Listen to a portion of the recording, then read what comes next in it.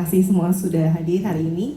Jadi kalau kita ngomongin masalah meraih mimpi gitu ya, kalau bahasa psikologinya itu goal setting gitu ya. Jadi kita mengatur goal gitu ya. Pertama kan kita butuh tahu dulu mimpinya apa.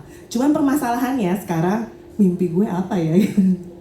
Banyak yang nggak tahu gitu ya dan isu ini kan udah mulai dari usia remaja sebenarnya. Saya rasa kalau SD, SMP gitu nggak terlalu jadi isu lah. Tapi kalau udah SMA ya, usia kuliah, dewasa muda, sampai yang udah kerja di awal-awal pun itu kadang masih jadi isu gitu. Nah kalau kita ngomongin yang usianya masih remaja itu tahapan untuk meraih cita-cita, mimpi itu lebih terstruktur sebenarnya.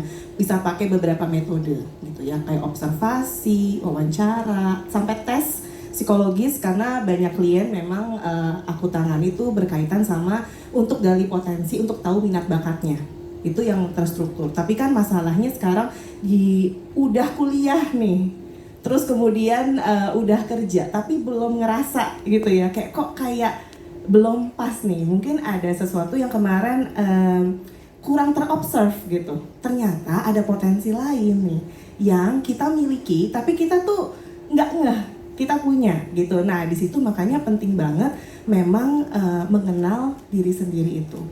Nah jadi jangan kita berpikir bahwa proses meraih mimpi ini tuh sesuatu yang kaku gitu ya. Ini kan sifatnya dinamis ya, selalu ada progres. Jadi selalu ada evaluasi di situ. Kalau misalnya ternyata ini nggak cocok, oke kita observasi lagi. Apa sih yang kira-kira kayaknya miss nih, kita lihat di dalam diri kita. Nah terus pertanyaan selanjutnya adalah apa sih yang sering menghambat gitu ya. Nah dari research maupun aku juga menangani klienku, memang ada tiga faktor yang sering banget menghambat kita itu bisa meraih goal kita.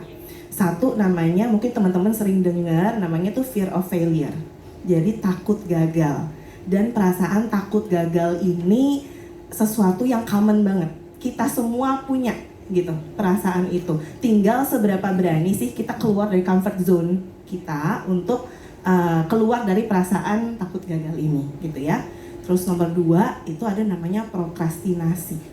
Jadi kita tuh cenderung menunda-nunda gitu apa yang harusnya kita lakukan gitu ya. Dan nomor 3 ini yang paling berpengaruh di diri kita, itu adalah kurangnya support system.